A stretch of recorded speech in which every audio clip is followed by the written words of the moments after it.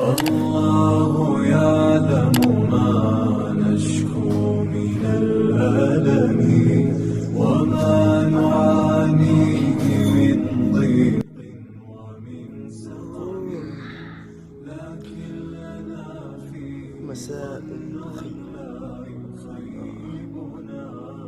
أيوة، مساء الخير، لأنه من ضبط نومه ضبط يومه.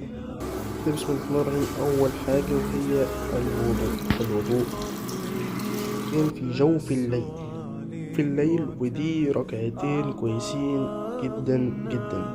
لأن برضو لو حبيبي عايزين مشاهد، لو أنت متعرفش، في الأخير من الليل ينزل الله عز وجل إلى السماء الدنيا ويقول: هل من سائل فيعطيه؟ أو هل من، يعني أنت شوف، هو ربنا بيقول هل من سائل فيعطيه وأنت بتسألش. تالت حاجة بقى هي قراءة القرآن. ده قراءة من كتاب لله نمضي، أهم حاجة يكون كتاب يعني. وبصراحة الكتاب ده جميل جدا، بيتكلم عن ازاي تسير في طريق ربنا يعني. بعد كده بنزل أصلي الفجر، وبصراحة يعني حاجة دي أهم حاجة. وبرضو ركعتين الفجر خير من الدنيا وما فيها، عشان كده بقعد أصلي ركعتين الفجر، بعد كده أصلي على طول. وبعد كده أنا وراجع كده بحب أتمشى شوية، عشان ده حاجة يعني رائعة جدا، ومن غير ما أسمع أغاني أو مثلا أي حاجة. وبصراحة دول بيكونوا شوية مشي يعني خفاف كده وحلوين جدا بصراحة. وبعد كده بقعد أذاكر شوية وأقعد أراجع شوية حسابات شغل مثلا، وبس كده ممكن يكون خلص كمان الروتين عادي يعني. صدقني كل ده يمكن كمان الساعة لسه ما عدتش 7:30. لو مش عليا دلوقتي مثلا المدرسة أو أي حاجة، ممكن أنزل الجيم عادي دلوقتي، أو حتى ممكن بالليل يعني. ولكن الحمد لله يعني مش لازم كل يوم يبقى مثلا ان انا بصحى على طول. مثلا ممكن يوم انام، ممكن يوم يروح عليا.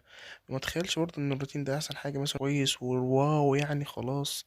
لا، هو ما هو الا تحجيم بس للواقع اللي انا مثلا عايش فيه، وهكذا يعني.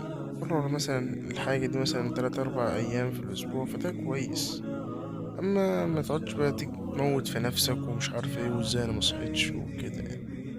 بعد كده كمان أقعد أشتغل شوية، كم وكمان أهم حاجة إن أنا جادني بقعد أذاكر مثلا من الساعة يطال 10 لغاية الساعة 12 لغاية عمري الظهر. وكم وبيكون مثلا والله الصباح ظبط على يعلم الآخر. جودي كمية الإنتاجية فظيعة وكرمي.